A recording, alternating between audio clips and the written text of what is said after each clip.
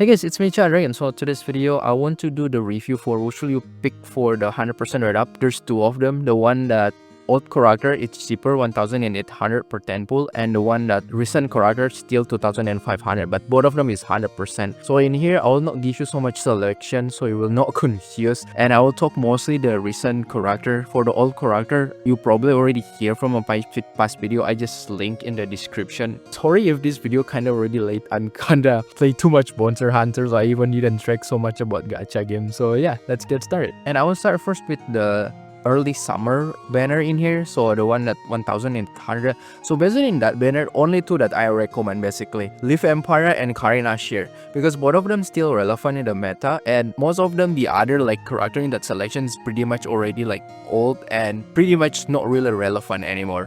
But I want to give you, if you want more priority, is Leaf Empire, just because she doesn't really do much like high investment, basically still pretty much relevant in meta, and also like you can work in Nihil team with Leaf Empire and also like Fire team itself. Both of them still meta with Leaf Empire, which is really good as a old character but still pretty much relevant. Recently just received Flip, make it even better, so you can buy in the voucher if you want to get more rank. So that's why I say she's still one of the best pick if you want to pull in here. Second choice is Karina Shear. Karina Shear is still pretty much relevant for the future meta, and mostly we want to use as a dark tank in here, but she can also work in the plasma beam or any like plasma beam content she can work too. So yeah, pretty much multi-purpose. And the funny thing, because she just received Lip this basically patch, you can use her as a temporary lightning tank. So if you don't have Vera Garnet, she can work as long you leap her. So yeah, it's quite funny. So quite multi-purpose right now. She has become more value.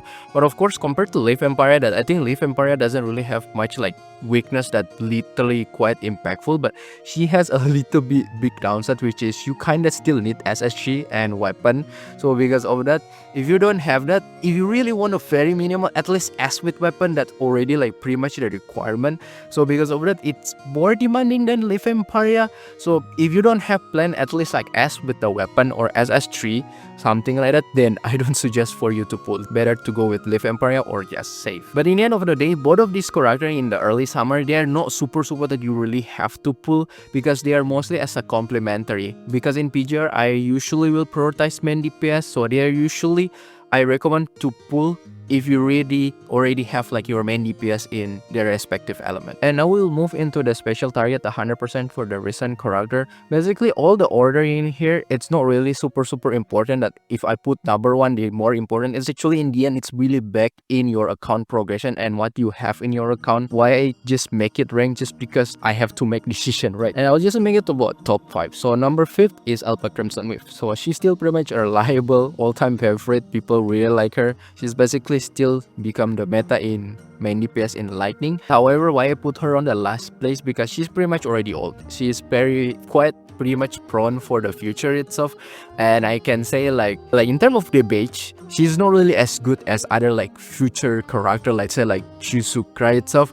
I feel is already better, and her team is insanely free to play, more than even like Lightning team right now. So because of that, I don't think she's the priority right now compared to others. And if you want to know more about her, I just give the link in the description. I just give the details there, because I keep already talking about her. Number 4 is Lamia. So Lamia basically the meta main DPS right now in Dark team, pretty much necessary if you want to build Dark team. She's basically the first character that I really recommend for you to pull first, like not even Karina Shear, because she's the one that deal damage. And a good thing about her is that even you don't really have a full team, let's say Karina Shear and Sela Capriccio, Triple S, something like that, you can still play her on solo. It's not really the most optimal, but it still can work. So because of that, it's still pretty good if you really want to build like Dark team. That's how I say, like if you want to build Dark team, then yeah, starting with Lamia. The downside about her is that I don't think she has much downside, but I just want to mention she's very consumptive in terms of like orb itself. That's why she's not really ideal if you want to talk like meta. She's not really ideal to play solo. Solo, it's only like if you really have no choice, but if you have choice, you really need to make like rotation. And that's because of that, I want to say like her team in whole rotation is quite expensive, just because right now is Selena Capriccio is Triple S, just basically you need. and Carnashir unit as a she with weapons, so it's demanding along her team. So her team is kinda expensive, although it's not really necessary, but that one's only like in term of meta.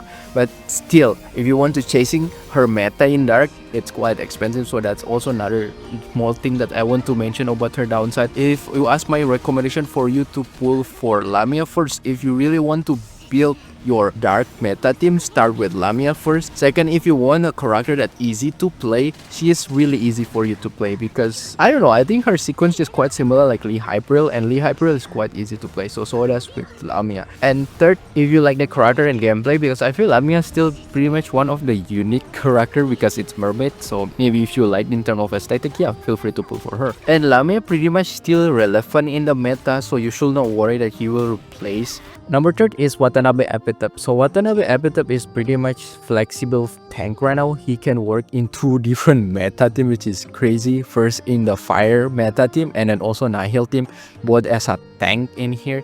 And yeah, Watanabe, although he is a tank, his damage is actually really good too. So even then, you don't want to make him as a main DPS in the future, he still can become sub DPS, like literally strong sub DPS.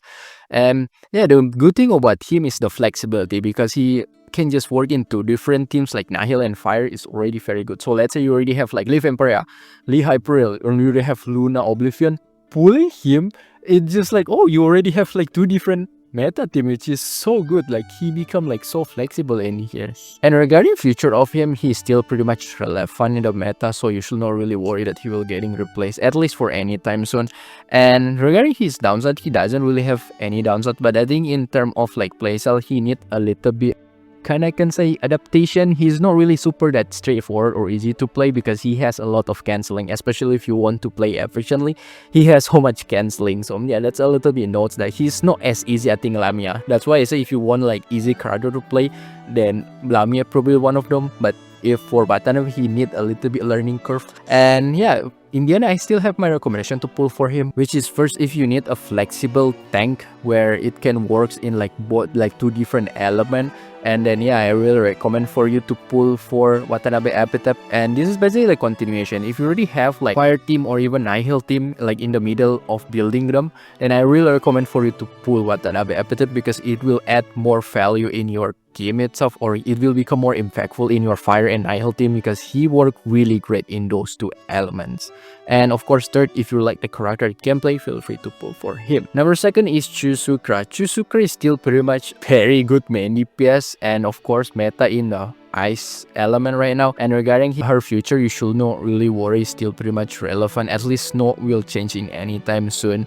The biggest upside about her is that her team is basically super free to play friendly, because I like Kalido is free right now. One she just released also free, so you only pull Shukra, you already have like 1 full team of meta, which is crazy, right? So you only need 1 character in order to make like the whole full team of meta, and they are performing really good. And the last thing, Shukra can solo. So at the worst right now, you're still in the middle of farming Dorm Coin for 1 share or even Ayla. It's not supposed to be a problem. Your Shukra can still operate as a solo character in here in the ice team itself.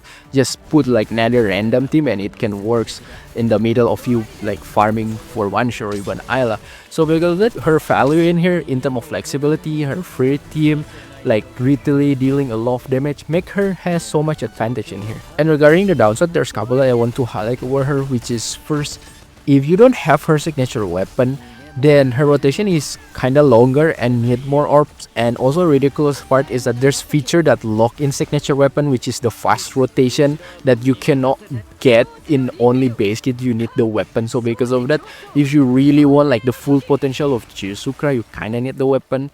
And also is that he kind of easily to get it interrupted. So if you kind of messed up like your rotation, or enemy hit too hard for you and you getting like literally interrupted, then your whole rotation messed up. So quite annoying in there. So those 2 is quite issue regarding her.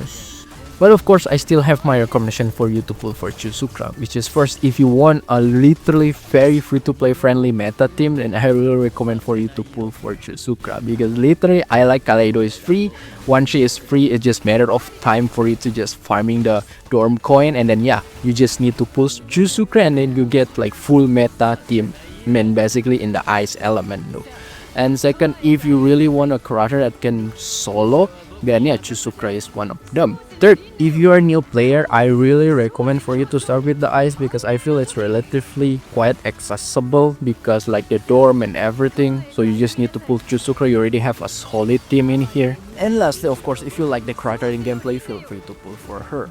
Number 1 is Luna Oblivion. So Luna Oblivion is the main DPS in Nihil team, and the main selling point about hers is basically quite similar like Shukra, which is relatively flexible character and quite free to play friendly for the people itself, just because she is Annihilator class. And Annihilator class, the full team of her is basically require just any element of amplifier or anything. You can even mix and match physical. So let's say like this, you can just put I like Kaledo as amplifier, you can put tank like Watanabe Epitaph, and it can work, and that basically still relatively performing good. I even see like some people that top in Warzone just put I like Kaledo and Watanabe Epitaph. Yeah, they can get higher pushing because basically Luna Oblivion just convert everything into the whole elemental buff and debuff in here. So yeah, it's super flexible in terms of team building in here. So you don't really need like a specific uniform element. Let's say like in fire you need like all of them fire. No, in Luna Oblivion you can just mix and match. So because of that,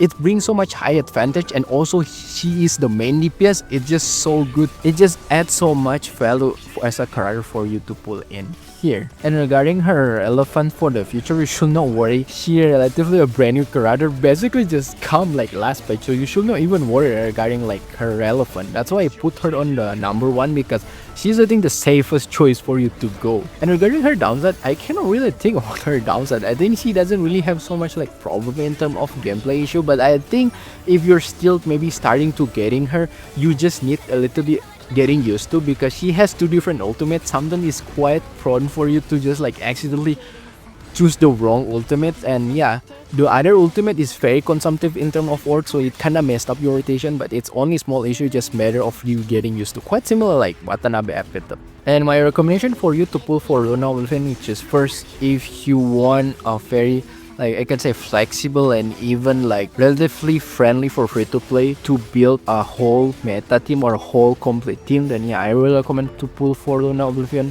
Second, if you need any like character that can like dealing with this disruption effect, then yeah, you can pull for Luna Oblivion, because so far I know the one that's very reliable only Luna Oblivion. Teddy technically can do that, but I think Luna Oblivion is just better in here. So if you want more reliable, then yeah, Luna Oblivion is my recommendation. Third, if you're a new player or even you free to play just come back, then want a good starting point to let's say start, then I think Luna Oblivion to the one that you can consider to pull, because she's relatively flexible in terms of like building of her. I think it's really nice for you to like start with this character and not really so much relying on the weapon too.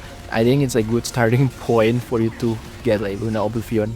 And lastly, of course, if you like the character and gameplay, feel free to pull for her. So yeah, that's regarding for character who should you pick. Now like for the rank priority. For the SS, which one that you should prioritize to get? In general, all the main DPS, let's say like Chu, Luna, or even like Watanabe Epitaph, you can consider too.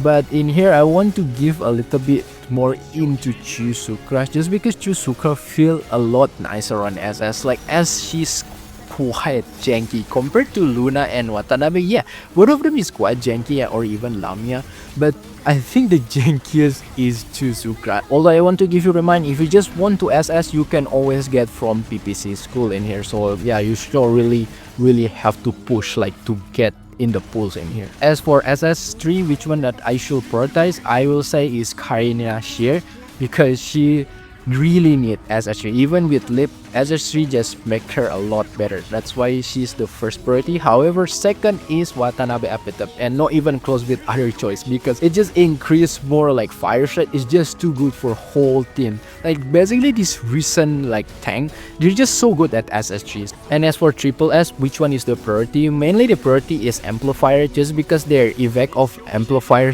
class will be increased by 100% if I'm not wrong. So it's quite huge when you switch the character, you get a huge buff in here. So usually a priority, let's say like Ayla, Alisa, and yeah, all the amplifier basically.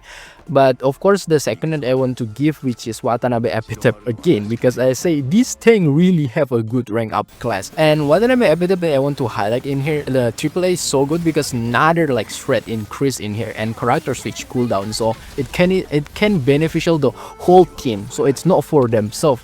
So because of that, it's also another good value that you can decide to pull. And the rest is just any main DPS. If you want to go, let's say Shukra, Luna Oblivion, that also can. So yeah, that's pretty much it. I hope it can helpful. I'm sorry again, it's kinda late because yeah, Monster Hunter just ruined my life. So yeah, if you like this video, feel free to hit the button, like, and I'll see you next time. Bye bye.